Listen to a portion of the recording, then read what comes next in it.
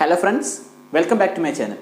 ഇന്ന് നമ്മൾ പഠിക്കാൻ പോകുന്നത് 10ാം ക്ലാസ്സിലെ ഫിസിക്സിലെ ചാപ്റ്റർ 1ന്റെ കണ്ടിന്യൂഷൻ തന്നെയാണ്. ഇന്ന് ഡിസ്കസ് ചെയ്യുന്ന ടോപ്പിക്സ് കുറച്ച് തിയറി ടോപ്പിക്സ് ആണ്. ആദ്യത്തേത് lighting effect of electric bulbs. Okay, so അവിടെ എങ്ങനെയാണ് ഒരു പർട്ടിക്കുലർ ഹീറ്റ് എനർജി ലൈറ്റ് എനർജിയെ കൺവേർട്ട് ചെയ്യുന്നത്, ഓർ ഇലക്ട്രിക് എനർജി ലൈറ്റ് എനർജിയെ കൺവേർട്ട് ചെയ്യുന്നത് പഠിക്കും. ദെൻ ഡിസ്ചാർജ് ലാമ്പ്, അഗൈൻ അവിടെയും നമ്മുടെ ഒരു ഹീറ്റ് എനർജി ഒരു എഫക്റ്റായി വരും. ഓക്കെ, സോ രണ്ട് ലാമ്പുകൾ തമ്മിൽ ഡിഫറൻസ് നിങ്ങൾ അറിഞ്ഞിരിക്കണം, അത് തിയറി നോട്ട്സ് ആയിട്ട് പഠിക്കാനുണ്ടാവും. മൂന്നാമത് LED ബൾബ്സ്. സോ ഈ രണ്ട് ബൾബുകളെക്കാളും അല്ലെങ്കിൽ ഈ രണ്ട് പർട്ടിക്കുലർ ആയിട്ടുള്ള ലാമ്പുകളെക്കാളും കുറച്ചും കൂടി എഫക്റ്റീവായ ഒരു ബൾബാണ് light emitting diode bulb. Okay, so ഇതാണ് ഇപ്പോൾ ഏറ്റവും കൂടുതൽ യൂസ് ചെയ്ത് വരുന്നത്. സോ എന്തുകൊണ്ടാണെന്നുള്ളതൊക്കെയാണ് നമ്മളിന്ന് തിയറിറ്റിക്കലായിട്ട് പഠിക്കാൻ പോകുന്നത്. ഓക്കെ, സോ വീഡിയോയിലേക്ക് പോകുന്നതിന് മുമ്പ് നമ്മുടെ വീഡിയോ ഇഷ്ടപ്പെടുകയാണെങ്കിൽ നിർബന്ധം ലൈക്ക് ചെയ്യുക, നിങ്ങളുടെ അഭിപ്രായങ്ങൾ കമൻറ്റ് ബോക്സിൽ രേഖപ്പെടുത്തുക, സബ്സ്ക്രൈബ് ചെയ്യുക, തൊട്ടടുത്തുള്ള ബെല്ലൈക്കൺ ക്ലിക്ക് ചെയ്താൽ ഞാൻ പോസ്റ്റ് ചെയ്യുന്ന ഓരോ വീഡിയോസും നിങ്ങൾ കൃത്യസമയത്ത് എത്തിച്ചേരുന്നതായിരിക്കും. ഓക്കെ, വരൂ വീഡിയോയിലേക്ക് പോവാം. നമ്മുടെ ആദ്യത്തെ topic lighting effect of electric current. So electricity use ചെയ്തുകൊണ്ട് വർക്ക് ചെയ്യുന്ന ബൾബുകളെ കുറിച്ചാണ് നമ്മൾ ഫുള്ള് പഠിക്കുന്നത്. സോ അവിടെ എന്താണ് നടക്കുന്നതിനെ കുറിച്ച്, അതിൽ കുറച്ച് ടൈപ്സ് ഓഫ് ബൾബുകളുണ്ട്. സോ അതിൽ ഓരോന്ന് നമുക്ക് ഡിസ്കസ് ചെയ്യാം. Okay, so first one incandescent lamp. So incandescent lamp നിങ്ങൾക്ക് ഫിഗറിൽ കാണാൻ പറ്റും. സോ സാധാരണ നമ്മൾ കാണുന്ന 60 വാട്ട് ബൾബ് തന്നെയാണ് നമ്മൾ ഉദ്ദേശിക്കുന്നത് ഇൻകാൻഡസെന്റ് ലാമ്പ്. സോ അതിൽ ഫിഗറിൽ നിങ്ങൾക്ക് അതിൻ്റെ പാർട്സ് കാണാൻ പറ്റും. ഫിലമെൻ്റ് ഉണ്ട്, ദെൻ ഒരു പർട്ടിക്കുലർ ആയിട്ടുള്ളൊരു ചാമ്പർ ഉണ്ട്, ദെൻ ശേഷം അതിനെന്തുണ്ട്, ഓക്കെ, ഒരു ഗ്ലാസ് കവർ ഉണ്ട്, ദെൻ ഒരു കോപ്പർ വയർ ഉണ്ട്. ഓക്കെ, സോ അതൊക്കെ ഒരു പർപ്പസിനായിട്ട് നമ്മൾ യൂസ് ചെയ്തിരിക്കുകയാണ്. അതായത് ഓരോന്നും ഓരോ പർപ്പസിനാണ്. So what is this incandescent lamp? Incandescent lamp എന്ന് പറയുന്നത് at normal voltage the filament becomes white hot. Okay, so normal voltage നമ്മൾ സാധാരണ 230 വോൾട്ട് കൊടുക്കുന്ന സമയത്ത് ആ ഫിലമെന്റ് ചുട്ടുപഴുത്ത് വൈറ്റ് കളറിലേക്ക് മാറും. ഓക്കെ, ആ വൈറ്റ് കളറാണ് നിങ്ങൾക്ക് പ്രകാശമായി പുറത്തേക്ക് വരിക. ഓക്കെ, രണ്ടാമത്തെ പോയിന്റ്, അതിൽ യൂസ് ചെയ്തിരിക്കുന്ന ഫിലമെന്റ്, ഓക്കെ, നിങ്ങൾക്ക് കാണാൻ പറ്റും അതിൽ യൂസ് ചെയ്തിരിക്കുന്ന ഫിലമെന്റ് എന്നത് ടങ്സ്റ്റൺ ആണ്. ഓക്കെ, ശ്രദ്ധിക്കുക, ടങ്സ്റ്റൺ ഇറ്റ് ഈസ് അഗൈൻ ഒരു കെമിക്കൽ എലമെന്റ് ആണ്. ഓക്കെ, ടങ്സ്റ്റൺ ആണ് ഏറ്റവും കൂടുതൽ നമ്മൾ ഇൻകാൻഡസെന്റ് ലാമ്പിൽ യൂസ് ചെയ്യുന്നത്. ആ ടങ്സ്റ്റൺ എന്ത് ചെയ്യും? White light for long time. So ഈ ടങ്സ്റ്റൺ ആണ് ഈ പറഞ്ഞ ചുട്ടുപഴുത്ത സിറ്റുവേഷനിലേക്ക് മാറുന്നത്. ഈ ചുട്ടുപഴുത്ത സിറ്റുവേഷനിൽ നിൽക്കുന്നതോടൊപ്പം തന്നെ കുറേ അധിക സമയം നിങ്ങൾക്ക് ലൈറ്റ് സസ്റ്റെയിൻ ചെയ്ത് അങ്ങനെ നിൽക്കാനുള്ള ഒരു പ്രകാശം അതിന് എന്താ പറയുക, പ്രകാശം പുറത്തേക്ക് വിടാൻ പറ്റും. ഓക്കെ, സോ അതാണ് ടങ്സ്റ്റൺ ആയിട്ട് നമ്മൾ പ്രത്യേകം യൂസ് ചെയ്യുന്നത്. കോപ്പറോ സിൽവറോ അതൊന്നും യൂസ് ചെയ്യാൻ പറ്റില്ല, ബിക്കോസ് അവർക്കൊന്നും ഈ പറഞ്ഞ സസ്റ്റെയിൻ ചെയ്യാനുള്ള അളവില്ല. ടങ്സ്റ്റൺ ചുട്ടുപഴുത്ത് ലൈറ്റ് അല്ലെങ്കിൽ പ്രകാശം ഏറ്റവും കൂടുതൽ സമയത്തേക്ക് പുറത്തേക്ക് വിടാൻ പറ്റും. ഓക്കെ, അല്ലെങ്കിൽ പ്രകാശം പരത്താൻ പറ്റും. മൂന്നാമത്തെ പോയിന്റ്, സോ ആ ടങ്സ്റ്റൺ നിങ്ങൾ ശ്രദ്ധിച്ചറിയും ആ ഒരു ചാമ്പറിനകത്ത് ഇവാക്യുവേറ്റഡ് ആയിരിക്കും. ഓക്കെ, ആ ടങ്സ്റ്റൺ നിൽക്കുന്നത് ഒറ്റയ്ക്കായിരിക്കും, അതിനകത്തൊരു ഗ്യാസുകളും ഉണ്ടാവില്ല. എന്തുകൊണ്ടെന്ന് വെച്ചാൽ വൺസ് ടങ്സ്റ്റൺ ഓക്സിഡൈസ് ആയാൽ അത് പൊട്ടിത്തെറിക്കാനുള്ള ചാൻസ് ഉണ്ട്. അതുകൊണ്ട് തന്നെ to avoid oxidation, okay, tungsten oxidise ആവാതിരിക്കാൻ നമ്മൾ എന്ത് ചെയ്യും? ഒന്നെങ്കിൽ ആ സാധനത്തിന് ഇവാക്യുവേറ്റ് ചെയ്യും. ഓക്കെ, ആ ഗ്ലാസ് ചേമ്പറിനെ നമ്മൾ ഇവാക്യുവേറ്റ് ചെയ്യും, വിച്ച് മീൻസ് അതിനകത്തുള്ള എയറിനെ എല്ലാத்தைയും സക്ക് ചെയ്ത് പുറത്തെടുക്കും. അതിനകത്ത് എയർ ഒന്നും ഉണ്ടാവില്ല, വെറും ടങ്സ്റ്റൺ മാത്രം നിൽക്കുന്ന രീതിക്കായിരിക്കും വെച്ചിരിക്കുക. ഓക്കെ, അല്ലെങ്കിൽ എന്ത് ചെയ്യും? Inert gas at low pressure. ഒന്നല്ലെങ്കിൽ അതിലത്തെ എയർ എല്ലാം പുറത്തേക്ക് എടുക്കണം. ഓക്കെ, ഓക്സിജൻ അങ്ങനത്തുള്ള എലമെന്റ്സ് എല്ലാം പുറത്തേക്ക് എടുക്കണം. അല്ലെങ്കിൽ അതിനകത്ത് ഇനേർട്ട് ഗ്യാസ് യൂസ് ചെയ്യാം. ഇനേർട്ട് ഗ്യാസ് അതൊക്കെയാണ് ഹീലിയം, ഓക്കെ, നിയോൺ, അത്തരത്തിലുള്ള ഗ്യാസുകൾ യൂസ് ചെയ്യാം. അതുമല്ലെങ്കിൽ ഇപ്പോൾ നമ്മൾ ഏറ്റവും കൂടുതൽ യൂസ് ചെയ്ത് വരുന്നത് നൈട്രജൻ ഗ്യാസ് ആണ്. സോ നൈട്രജൻ ഗ്യാസ് നമ്മുടെ റൂം ടെമ്പറേച്ചറിൽ ഒരിക്കലും റിയാക്ട് ചെയ്യില്ല. ഓക്കെ, അതുകൊണ്ടാണ് നമ്മൾ ആ ഒരു ബൾബ് നിർമ്മിക്കുന്ന സമയത്ത് അതിനകത്ത് ഒന്നെങ്കിൽ ഇവാക്യുവേറ്റ് ചെയ്ത് വെക്കണം, അതല്ലാത്ത പക്ഷം എന്ത് ചെയ്യണം? നൈട്രജൻ ഗ്യാസ് ഫില്ല് ചെയ്യണം. ഓക്കെ, ഇത്തരത്തിൽ ചെയ്താൽ മാത്രമേ നിങ്ങൾക്ക് കാണപ്പെടുന്ന ഈ ബൾബ് പ്രകാശം പരത്തുകയുള്ളൂ. ഓക്കെ, ബട്ട് ഇതിനായിട്ട് കുറച്ച് പോരായ്മകളുണ്ട്, അത് നമ്മൾ അടുത്ത ടോപ്പിക്കിൽ ഡിസ്കസ് ചെയ്യാം. അടുത്തത് ഇൻകാൻഡസെന്റ് ലാമ്പിൻ്റെ അഡ്വാൻറ്റേജും ഡിസഡ്വാൻറ്റേജും ആണ്. ആദ്യത്തെ അഡ്വാൻറ്റേജ് നോക്കുക, ഹൈ റെസിസ്റ്റിവിറ്റി. സോ അധിക റെസിസ്റ്റിവിറ്റി ഉള്ളത് കൊണ്ടാണ് അത് അത്രയും നേരം ഇലക്ട്രിസിറ്റിയെ കൈവരിച്ചുകൊണ്ട് അതിന് ലൈറ്റ് എനർജിയെ കൺവേർട്ട് ചെയ്യുന്നത്. ഓക്കെ, സോ ടങ്സ്റ്റൺ ഹൈലി റെസിസ്റ്റീവായ മെറ്റീരിയലാണ്. അങ്ങനത്തെ റെസിസ്റ്റീവായ മെറ്റീരിയൽസ് മാത്രമേ നിങ്ങൾക്ക് ലൈറ്റ് പ്രൊഡ്യൂസ് ചെയ്യാനുള്ള എലമെൻ്റായി യൂസ് ചെയ്യാൻ പറ്റുള്ളൂ. രണ്ടാമത്തെ point, high melting point.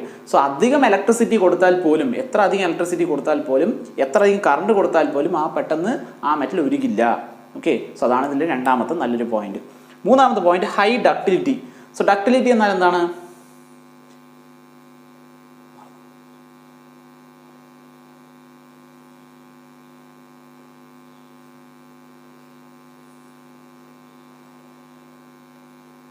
So ductility എന്നാൽ അടിച്ചു പരത്താവുന്ന രീതി. ഓക്കെ, സോ ആ ഒരു പർട്ടിക്കുലർ എലമെന്റിനെ എത്ര ചെറുതായി എത്ര നേർത്ത രീതിക്കും നമുക്ക് റെഡിയാക്കി എടുക്കാം അല്ലെങ്കിൽ ഒന്ന് ഡിസൈൻ ചെയ്തെടുക്കാം. ഓക്കെ, സോ അങ്ങനെ അടിച്ച് പരത്താനുള്ള കഴിവിനെയാണ് നമ്മൾ ഡക്ടിലിറ്റി പറയുക. അത് ഏറ്റവും കൂടുതൽ ടങ്സ്റ്റണിനുണ്ട്.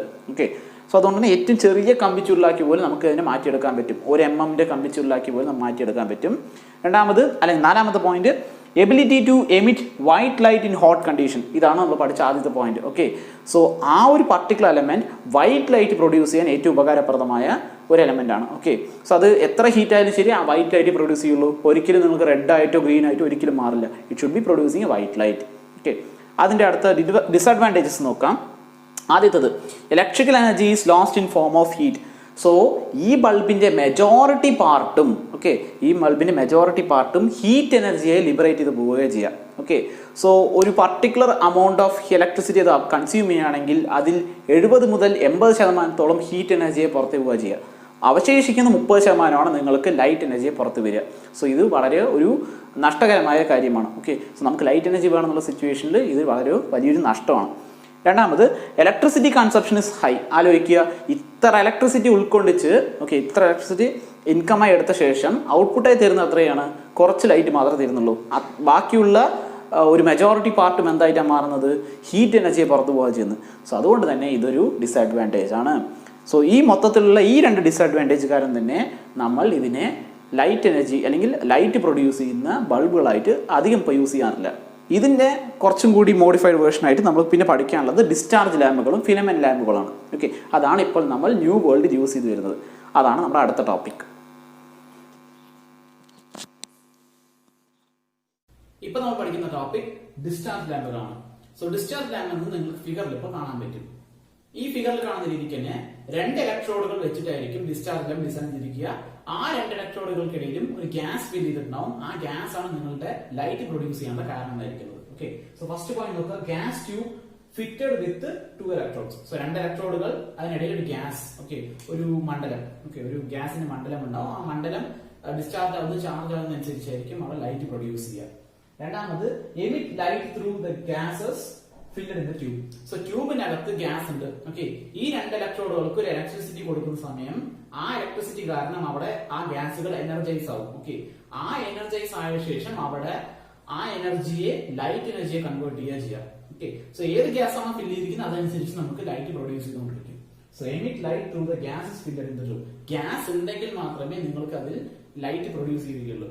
ബട്ട് കഴിഞ്ഞ ടോപ്പിക്കിൽ പഠിച്ച ഇൻകാൻഡസെന്റ് ലാമ്പിൽ ഗ്യാസ് ഉണ്ടാവാൻ പാടില്ല. ബിക്കോസ് അവിടെ ടങ്സ്റ്റൺ എന്ന ഫിലമെന്റ് ഉണ്ട്.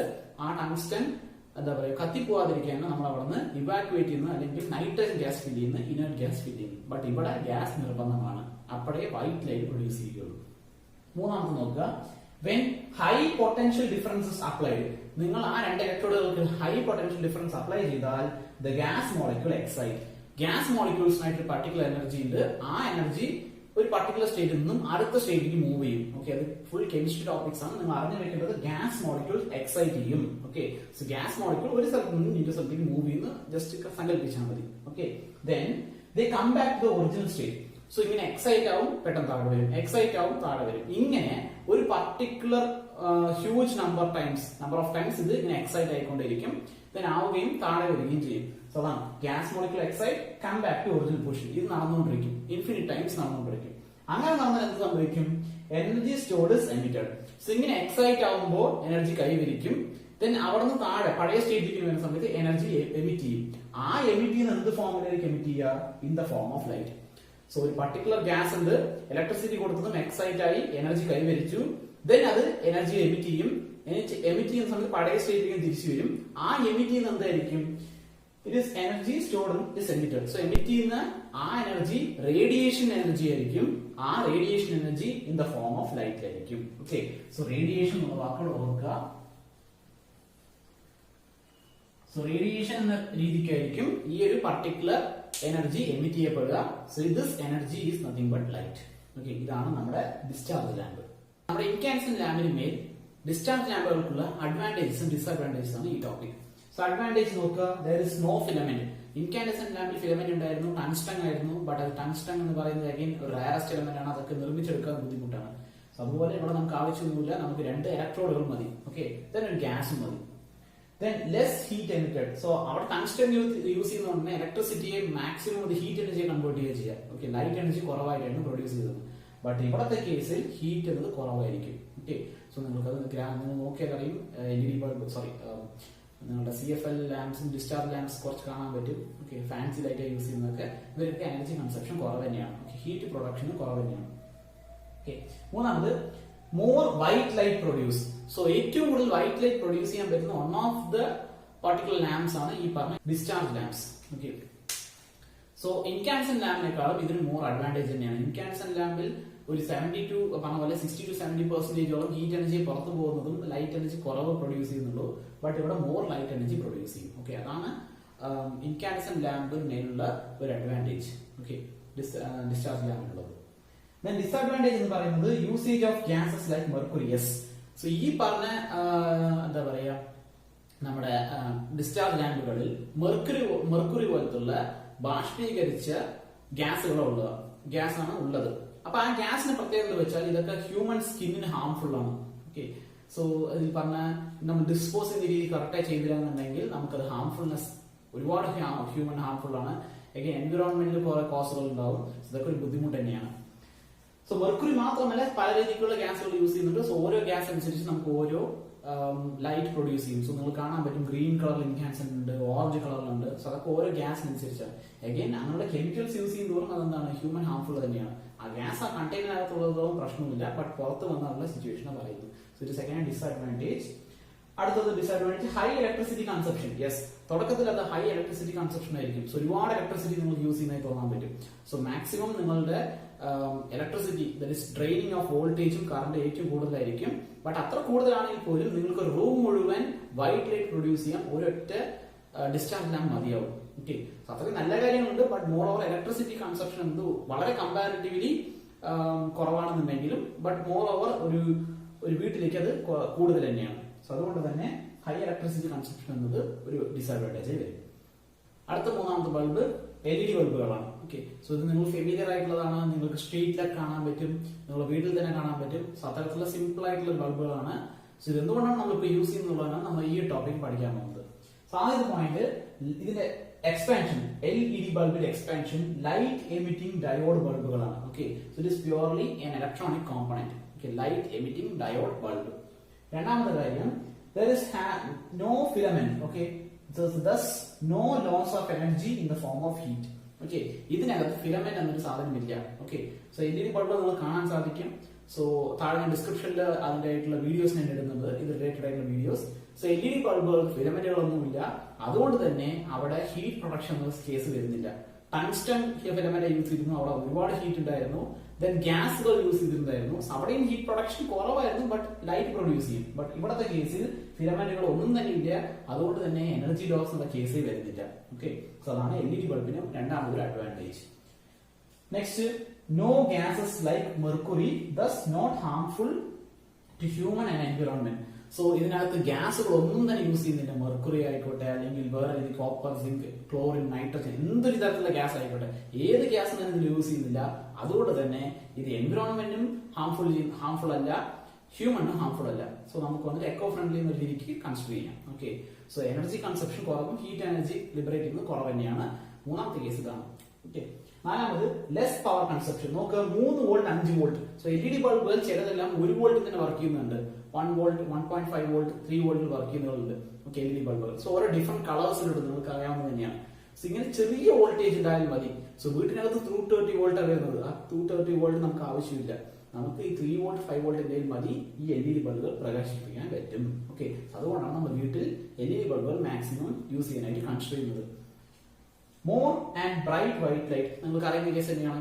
ഒരു CFL ലാമ്പിനെ കമ്പയർ ചെയ്യുമ്പോൾ പ്രകാശ തീവ്രത കൂടുതലായിരിക്കും LED ബൾബിന്. Because huge amount of LED bulbs, ഓരോ ചെറിയ ചെറിയ LED ബൾബ് നല്ല പ്രകാശം എത്താവുന്നതാണ്. ഓക്കെ, സോ അതുപോലെ 10-15 LED ബൾബ് ഒരു കൂട്ടത്തോടെ ചേർന്നായിരിക്കും ഒരു വലിയ ബൾബ് നിർമ്മിച്ചിരിക്കുക. ആ രീതിക്ക് വരുന്ന സമയത്ത് ഇനിയും എഫക്റ്റീവ് ആയിട്ട് ലൈറ്റ് പ്രൊഡക്ഷൻ കൂടുതലായി കാണാൻ പറ്റും. Okay, then the final 2 points, cost effectivity and highly reliable. Cost effectivity ആലോചിച്ച് നോക്കുക. ഒരു LED ബൾബിന്റെ വില നിയർ ബൈ 1 രൂപ വരും. ഓക്കെ, സോ മൊത്തത്തിൽ നിങ്ങൾ ഒരു 100 എണ്ണൊക്കെ വാങ്ങിക്കുകയാണെങ്കിലോ സോ ലാഭമാണ്. സോ അതിനുശേഷം നമ്മൾ കുറച്ച് സർക്യൂട്ട് ഡിസൈനിങ് ഉണ്ട്. സോ അതിലൊക്കെ എങ്ങനെ നിങ്ങൾ നോക്കിയാലും ഒരു ബൾബിന്റെ വില നിയർ ബൈ ഒരു 60 രൂപ വരും. ഓക്കെ, സോ അതിനും കുറഞ്ഞ വിലയുള്ളതൊക്കെ ഉണ്ട്. സോ അതനുസരിച്ച് വാട്ടേജ് മാറിക്കൊണ്ടിരിക്കും. ഓക്കെ, സോ കോസ്റ്റ് എഫക്റ്റീവ് ആയിട്ടുള്ള സാധനങ്ങളാണ്. സോ നിങ്ങളൊരു 3 അല്ലെങ്കിൽ 4 CFL വാങ്ങിക്കുന്നതിന് പകരം ഒരു LED വാങ്ങിച്ചാൽ മതിയാവും, LED ബൾബ് വാങ്ങിച്ചാൽ മതിയാവും. ഓക്കെ, ഒരു റൂമിന് പ്രകാശ തീവ്രത കൂടുതലായി കാണാനായിട്ട്. Then highly reliable, again electronic component ആണ്, അതുകൊണ്ട് തന്നെ റിലയബിലിറ്റി കൂടുതലാണ്. ഓക്കെ, വർഷങ്ങളോളം നീടിച്ചു നിൽക്കും. നിങ്ങൾക്ക് ഒരു CFL ഒരു വർഷം 3 വർഷം നിൽക്കുകയാണെങ്കിൽ ഒരു LED ബൾബ് 5 മുതൽ 7 വർഷം വരെ നിൽക്കും. ഓക്കെ, സോ റിലയബിലിറ്റി ഏറ്റവും കൂടുതൽ LED ബൾബുകൾക്കാണ്. സോ ഇത്രയും പറഞ്ഞ് നമ്മൾ ടോപ്പിക്സ് നിർത്തുകയാണ്. ഇതിന് താഴെ നമുക്കുള്ളത് ടെക്സ്റ്റ് നിങ്ങൾ നോക്കിയാൽ അറിയാം, ഈ LED ബൾബിന്റെ കൺസ്ട്രക്ഷൻസിനെ കുറിച്ച് പറഞ്ഞിരിക്കും. സോ നിങ്ങൾ പ്രാക്ടിക്കലായി സ്കൂളിൽ ചെയ്ത് നോക്കാൻ പറ്റും. അല്ലാതെ ഞാൻ കുറച്ച് താഴെ ഡിസ്ക്രിപ്ഷനിൽ നമ്മുടെ LED ബൾബ് എങ്ങനെ നിർമ്മിക്കുന്നത്, എങ്ങനെ ടെസ്റ്റ് ചെയ്യുന്നുള്ള വീഡിയോസിന് ലിങ്ക് ഇടാം. സോ കൂട്ടുകാർ തീർച്ചയായും അതും പോയി ചെക്ക് ചെയ്ത് നോക്കുക. ഓക്കെ, സോ ഇന്നത്തെ വീഡിയോ നിങ്ങൾക്ക് ഇഷ്ടപ്പെട്ടെന്ന് വിശ്വസിക്കുന്നു. ഇഷ്ടപ്പെട്ടുവെങ്കിൽ എപ്പോഴും പോലെ ലൈക്ക് ചെയ്യുക, നമ്മുടെ സബ്സ്ക്രൈബ് ബട്ടൺ ക്ലിക്ക് ചെയ്യുക, തൊട്ടടുത്ത ബെല്ലൈക്കൺ ക്ലിക്ക് ചെയ്താൽ ഞാൻ ഇങ്ങനെ പോസ്റ്റ് ചെയ്യുന്ന ഓരോ വീഡിയോസും നിങ്ങൾ കൃത്യസമയത്ത് ചെയ്യുന്നതായിരിക്കും. So thank you for watching this video and goodbye.